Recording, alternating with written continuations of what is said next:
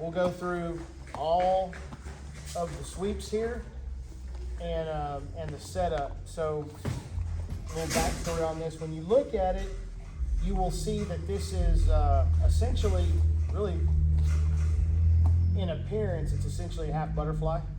And for those of you guys who have worked this series a lot with me, the only probably my blues, really maybe y'all too know this pretty well. So this is probably one of the more dominant sweep series I have, and it works really, really well from when you're flattened out on your back, which is one of the reasons why I kind of started developing it. So a long time ago, didn't really call it half butterfly, I called it V-guard. It was kind of my own thing that I did a long time ago. And since I've seen this, the resurgence of this, some guys, there's a lot of guys that are kind of putting their own stamp on it, creator, who cares, whatever, but it's out there now, and they're looking at it as calling it things from Z-guard to half butterfly to whatever. I always just called it V for the shape of my legs were in. So half guard. My problem was rolling with a lot of big guys, and even though I was a bigger guy, my big guys were anywhere from 260 to 275, and some of them even bigger, big old boys. And I would get in half guard a lot, and I would catch this leg just simply to keep them from passing. It was kind of just a Hail Mary to catch this leg right here.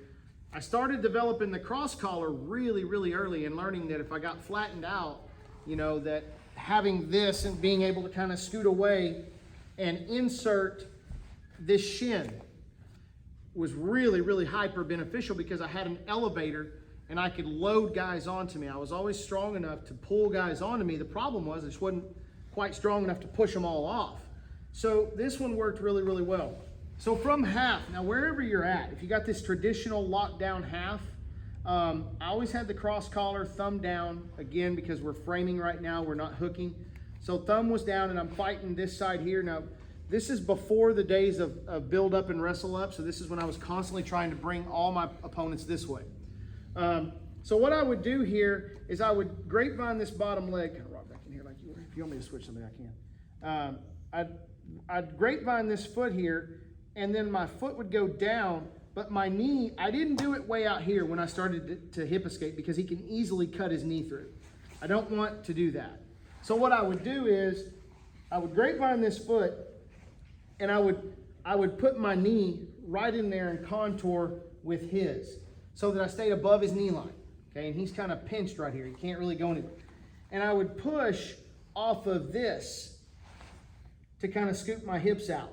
Just enough to bring the foot inside, and then I would cinch back up in here with a foot stitched or staple on the backside of the grapevine, and then I would stand on my calf up underneath here. So if you can't see, this is all I'm doing right here, is I've now put this bar across his far side hip.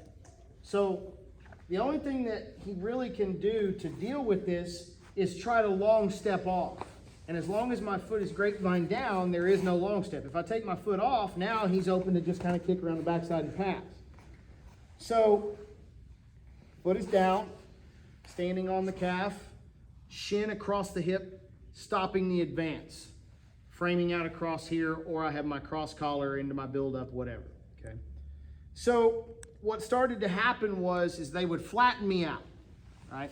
Get me flattened out, they'd get cross face control, and they always got close enough that with this V-guard in, that I could loop underneath this leg.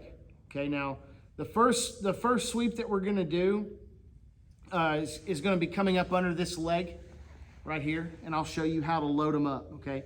But the first thing I wanna do is make sure that we can get to V-guard first. So we're gonna go knee shield, or you can go standard closed half guard on the outside. I don't really care which one you go to, it's fine. I always try to use knee shield more than anything, but let's just say you're stuck on this outside right here and he's kind of keeping his weight down on you. You have to be able to escape your hips out. So the lower he is, kind of the better here. We want to kind of get that grapevine down there, and I want to put my foot right beside his kneecap. I'm not putting it out here.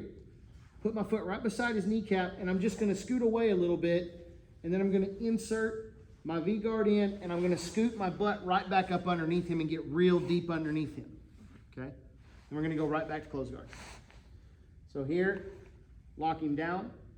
Foot's gonna come right in front of the knee. I'm not gonna put it out here.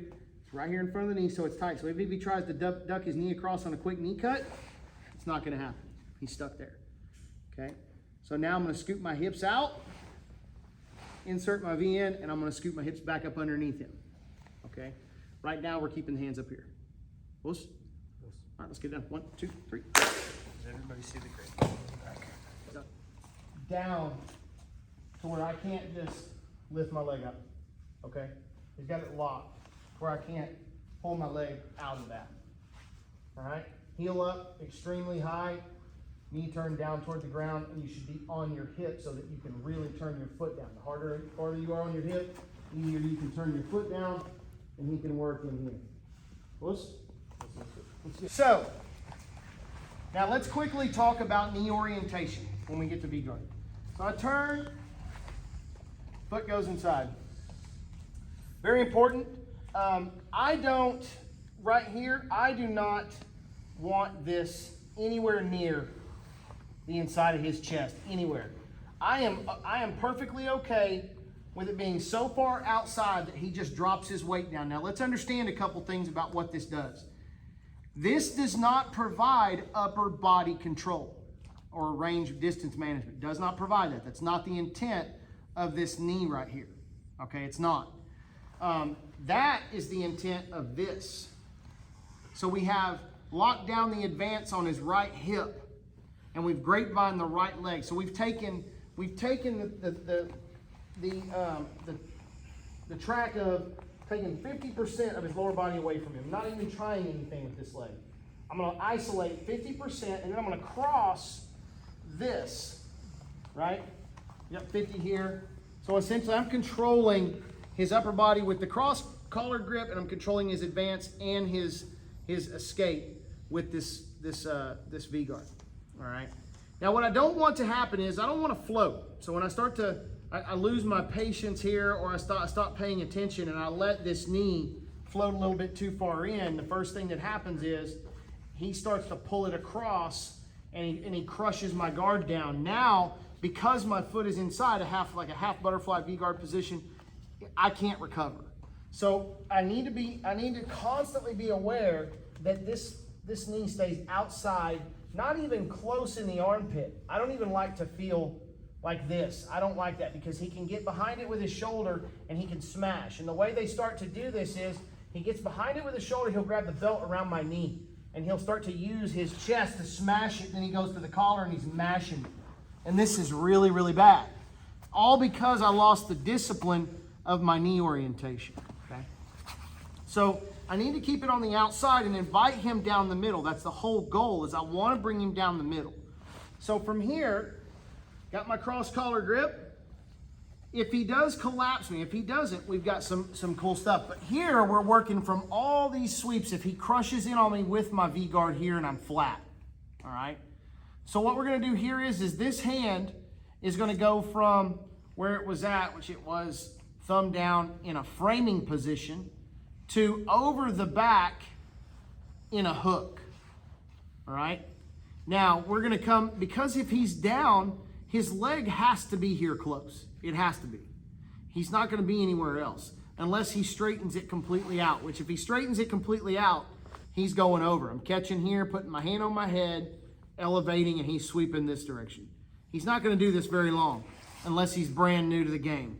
So what I'm going to do here is I'm going to use this foot that's underneath here and my half butterfly, my V here, my elevator, to load him up onto me, and this arm is going to shoot underneath this. Call this the cradle to the grave sweep. So we're going from top side, deep six to the bottom, all in one movement, okay? So, and remember, this is designed for ultra big guys.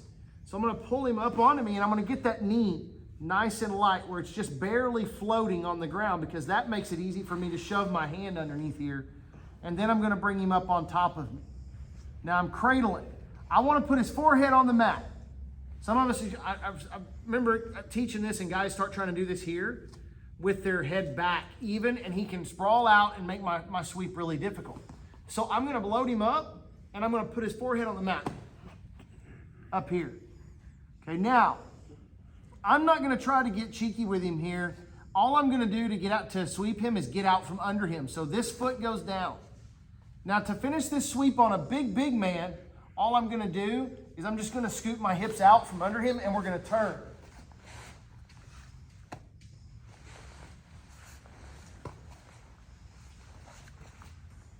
Over he goes. Biggest man in here is susceptible to that sweep. Biggest man you'll ever roll with, okay? I'm just gonna put my foot down and inch my way out from under him, let his left side sweep, let his left side slide over, and I just roll him on over the rest of the way. There's 2 finishes to this sweep, okay, 2. So we're here. This is the big man sweep. Cradle to the grave. Gonna put him in a cradle position. I load him up onto me here. Foot goes down, okay? Now, I'm just gonna scoot out from under him. Over he goes. Requires no strength, okay? We're not trying to lift and flip him over, okay? Second one, this first one, make sure you get this right, that you're just scooting out from under him and rolling him over. That's gonna come in really handy when you're going with a super big guy and they're real heavy and they're sprawled way out, all right? Second finish, we're gonna call this a lawn dart because he's gonna kind of go down, boop, goes down head first. We're gonna use that elevator.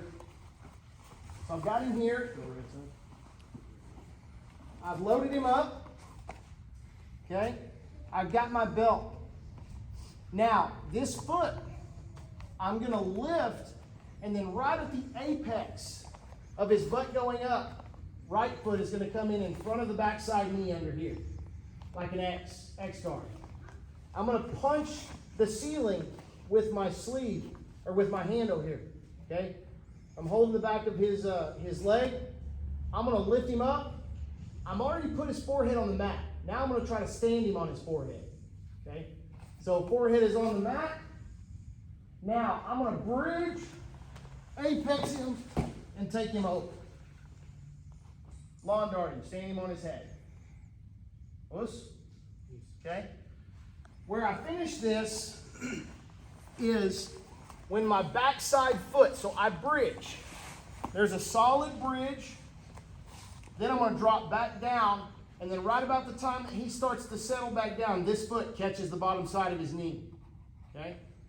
Then we stiffen out, punch all the way over.